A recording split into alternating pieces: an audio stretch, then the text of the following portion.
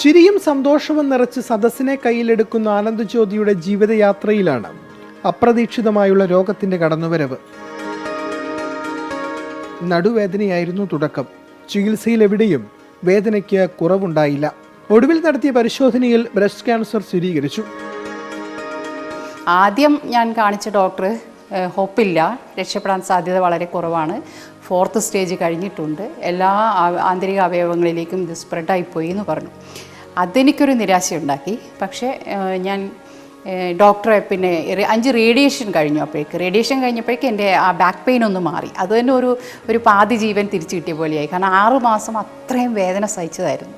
Chemo നവംബറിൽ തന്നെ chemo തുടങ്ങി, 2024 നവംബറിൽ. 2025 മാർച്ചിലേക്ക് 6 കീമോ പൂർത്തിയായി. അത് കീമോയുടെ ആഫ്റ്റർ എഫക്റ്റ് വളരെ ബുദ്ധിമുട്ടിയിരുന്നു ഞാൻ. അധ്യാപനത്തിനൊപ്പം സിനിമയിലും ആനന്ദജ്യോതി സജീവമായിരുന്നു. തളരില്ലെന്ന് മനസ്സിലുറപ്പിച്ച് രോഗത്തോട് പോരാടി. സ്കൂളും അധ്യാപകരും പിന്തുണയുമായി ഒപ്പം നിന്നു. ആദ്യത്തെ ഷോക്ക് എനിക്ക് സാമ്പത്തിക പ്രശ്നമായിരുന്നു. അതായത് 2,78,000 രൂപ വരുന്ന ഒരു ഫെസ്ഗോ എന്ന് പറഞ്ഞൊരു ഇഞ്ചക്ഷൻ എനിക്ക് അത്യാവശ്യം വന്നു.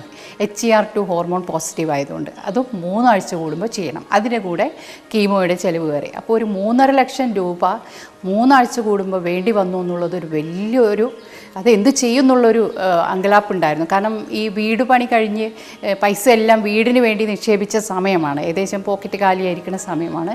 നമ്മളിൽ ഇനി എന്തെങ്കിലും ബാക്കിയുണ്ടെങ്കിൽ അതൊന്നും തികയില്ല. അപ്പോൾ എനിക്ക് സ്കൂളിൽ നിന്നും എൻ്റെ കൂടെ പഠിച്ചവരും ഒക്കെ എനിക്ക് സപ്പോർട്ടായി നിന്നു. വലിയ സപ്പോർട്ട് തന്നെ തന്നു.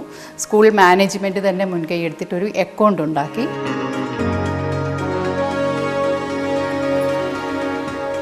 ഒരു വർഷത്തോളം നീണ്ടുനിന്ന ചികിത്സയ്ക്കൊടുവിൽ അധ്യാപന രംഗത്തേക്ക് തിരിച്ചെത്തി.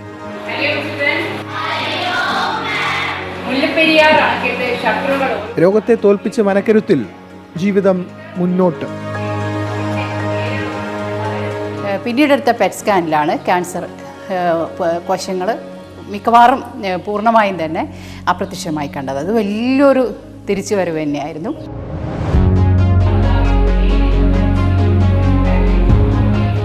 അർബുദബാധിതരെ ചേർത്ത് നിർത്താനുള്ള പദ്ധതികളും ആനന്ദജ്യോതിയുടെ ലക്ഷ്യങ്ങളിൽ ഒന്നാണ്.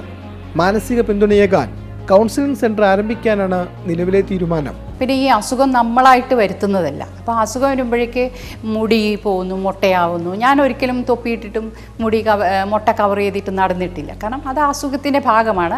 മനസ്സിലാക്കുന്നവർ മനസ്സിലാക്കിയാൽ മതിയല്ലോ. പിന്നെ രൂപം ഒരുപാട് മാറിപ്പോയി. ഇപ്പോഴും എൻ്റെ മുഖത്തെ കരിവാളിപ്പ്, പിന്നെ ദേഹത്തുള്ള കരിവാളിപ്പൊന്നും മാറിയിട്ടില്ല. അത് പിന്നെ നമ്മളതിനെ ഉൾക്കൊണ്ടല്ലേ പറ്റുള്ളൂ. അസുഖം മാറുക എന്നുള്ളതായിരുന്നു പ്രധാനം. അപ്പോൾ രൂപത്തെക്കുറിച്ച് വലുതായിട്ട് ബേജാറായിരുന്നില്ല. ബേജാറാവേണ്ട ആവശ്യമില്ലെന്ന് എനിക്ക് തോന്നുന്നു.